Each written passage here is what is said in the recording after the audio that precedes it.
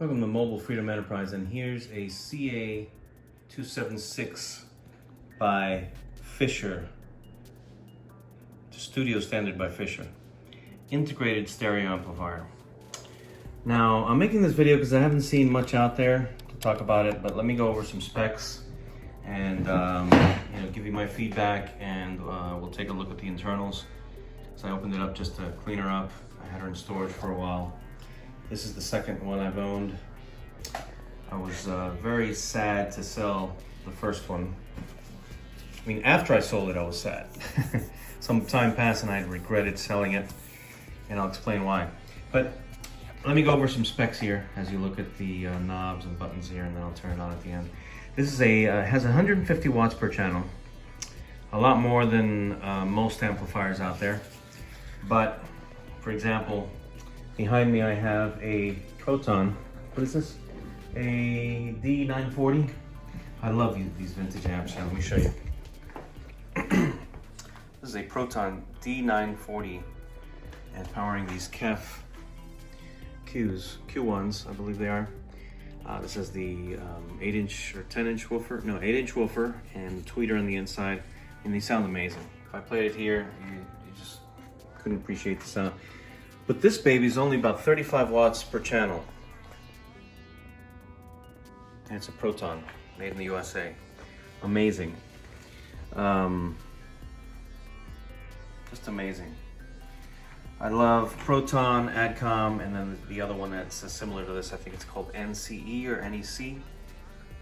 Same company. They just, I don't know why they branded it differently. I think it's for Europe. Not sure. I'm not much of an audiophile, but I do love amazing vintage sound. It's much better than any of the systems you have today. This is an amazing tape deck here. I mean, the video was about the Fisher, but then you get all excited when I look at this one. This doesn't have rubber bands on the inside, so this will never fail. You know, most tape decks, you have little rubber bands attached to the motor and the wheels that turn the tape deck, and they usually melt and burn out, and changing them is a pain in the butt and very expensive. This is my baby. This thing records and sounds like a CD. Got DC and DBX noise reductions.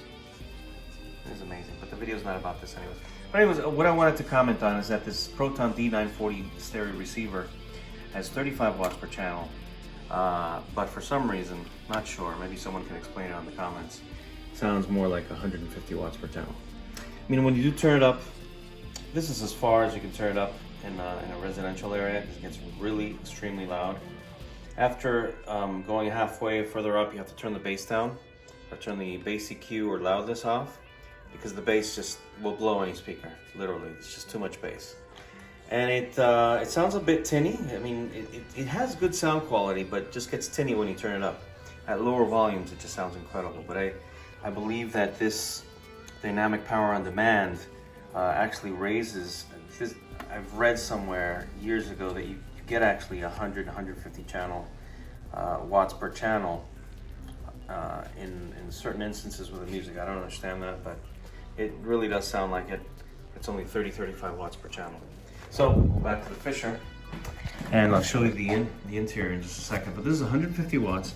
It has a 20 to 20 kilohertz frequency response, as most all of them do. Let's see. It has a damping factor of 20, input sensitivity, signal to noise ratio. What's interesting is the total harmonic distortion, 0.009. Now, what blew me away about this system was when my uncle purchased it when I was in my teens, early teens, and he paid, you wouldn't get this type of product at like the high audiophile or hi-fi stereo places like Sound Advice here in South Florida. He purchased it at Burdines, or I think it was Jefferson Ward at the time. But it came with two 15-inch woofer speakers with neodymium. I don't remember what they're called, but these tweeters that are just unreal, and it was so extremely, excruciatingly loud, and it has this beautiful LED light show here.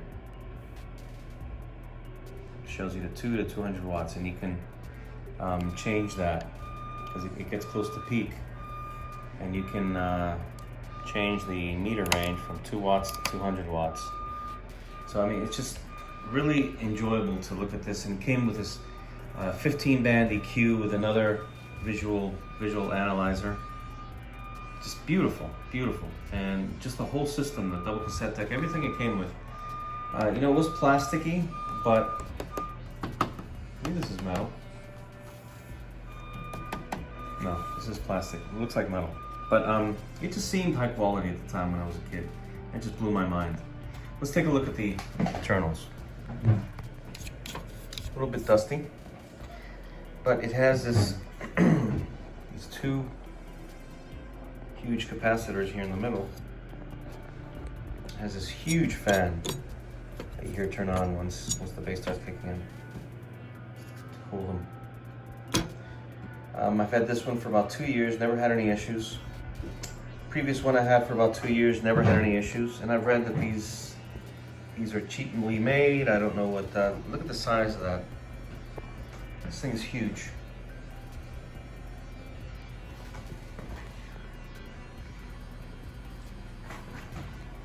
It's got so many fuses in here. I've seen stereo systems with only 2 fuses. I mean, most of them. And remember, I'm not an expert, don't know anything about these internals, but there's just a ton of fuses in here. Maybe someone can comment on that as well. But I don't know. I love this thing. This one I'll never get rid of, unless the price is right, of course. But it's just an amazing sounding, and it weighs a ton. Truly extremely heavy. I don't know how much it weighs, but let's take a look at the back here. They're doing some work outside.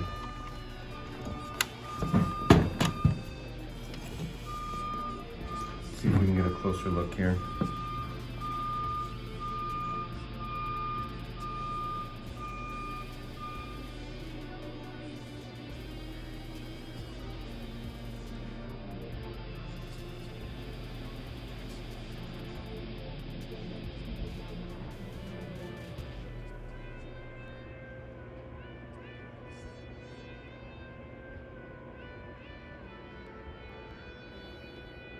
There's adjustments on here. I don't know what for.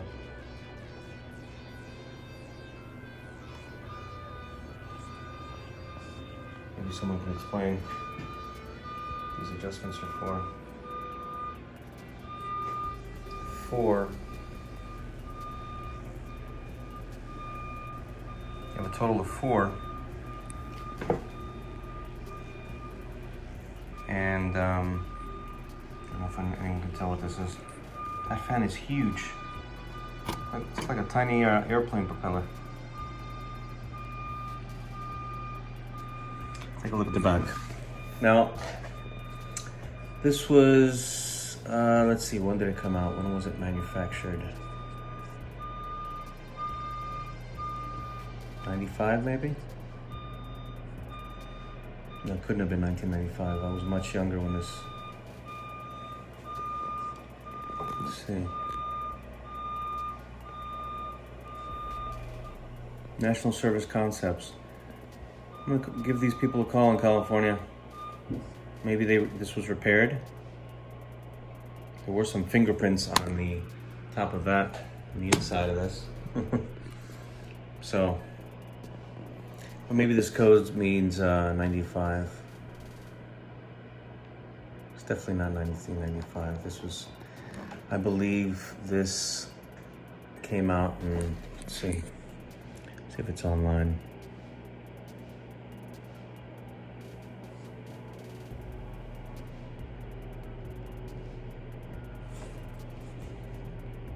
Doesn't let me open a service manual or anything. It was more like 1985, 1984 when this came out. Just correct me if I'm wrong. But it's nice because it has a pre-out. So you can use preamp out on this. Instead of going to the main, you go to another amplifier. That'll be controlled by this here. And what's really nice about this that it has a rare, pretty rare to see these parametric EQs. Your high band from 600 hertz to 20,000 hertz. And then here's your bass and treble, bass, and then the frequency of the low band. Really nice. So now we'll do a comparison. I'll connect one side in mono, compare it to the, oh, let's take a look here. Some detail here that someone might appreciate. Maybe these have been replaced. Like 10,000 UF 80 WV, black. Maybe those were replaced, who knows? Anyone who knows about this stuff would love to hear your comments or read your comments. Here we have them both set up on mono, so you can have both signals going into one speaker. So here on the left I have the Proton, okay? And here on the right I have the Fisher. Now we'll look at a few different things. I don't know if you could hear clearly on the video, but we'll test the mids and the highs. I'm gonna set this one right in the middle and then show you the variety of sounds, frequencies that you can get on the Fisher on the right side speaker.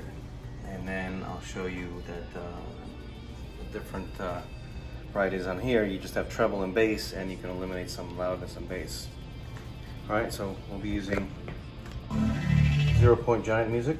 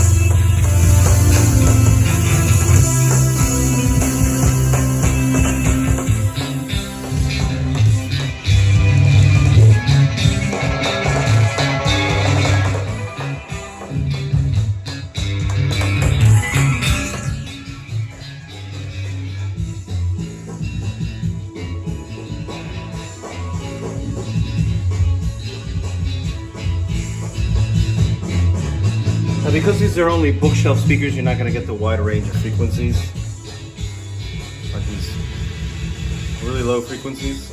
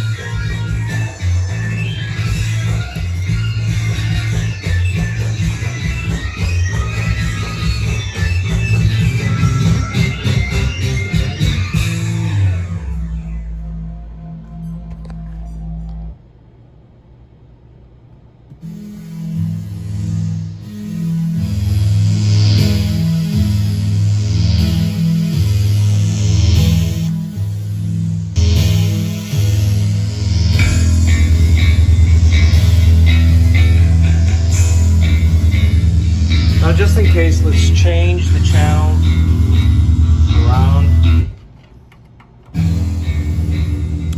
Maybe the recording has more bass on one side than on the other.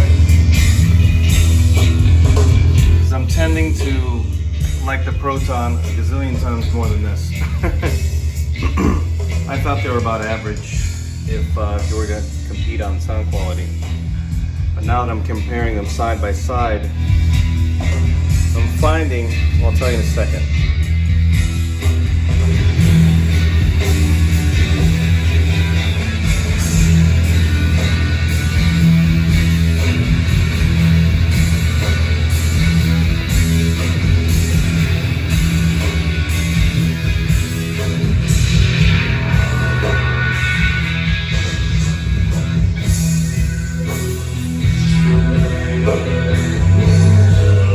I'm going to try to emulate the Proton frequency, which should be here.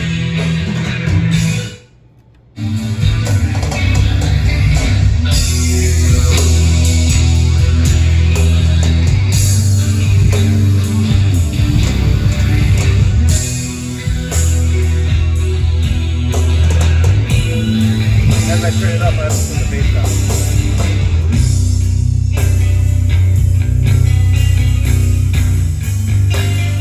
Space for the speakers.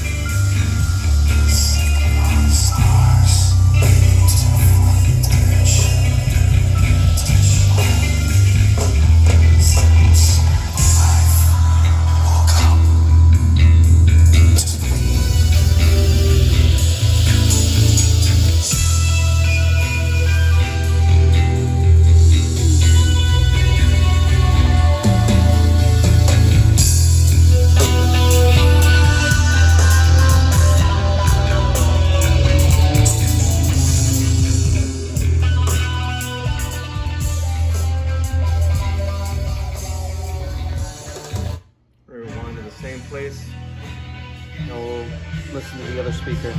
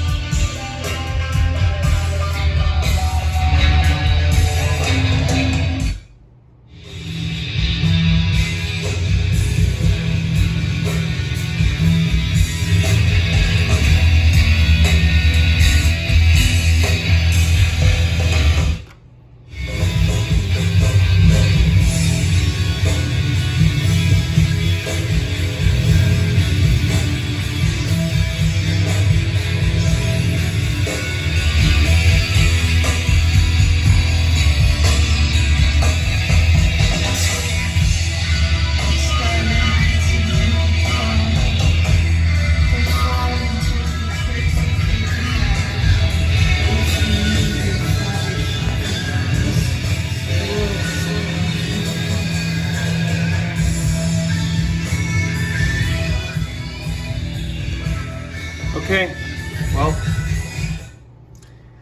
we'll try the headphone test. But so far, the Proton, sounds much better. So I guess what they say is true. 150 watts, which is great for a party where you want a lot of watts. This one sounds just as loud, and I mean, we haven't tested the ultimate volume test, but these speakers are bookshelf speakers. They're high fidelity, but they won't handle turning this all the way up. No way. We need bigger speakers for that. Maybe another video. But let's try the headphone test, and I'll give you my feedback.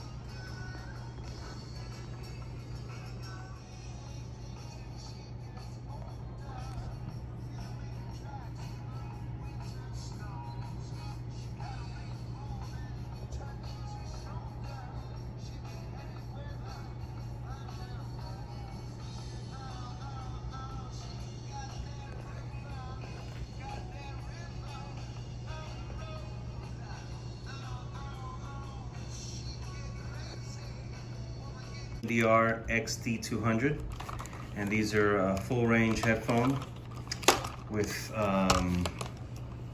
just standard lows and mids, very clear, clean. These are great for maybe a Walkman or something like that. And then I also used the MDR, where's the model number on this thing? The MDR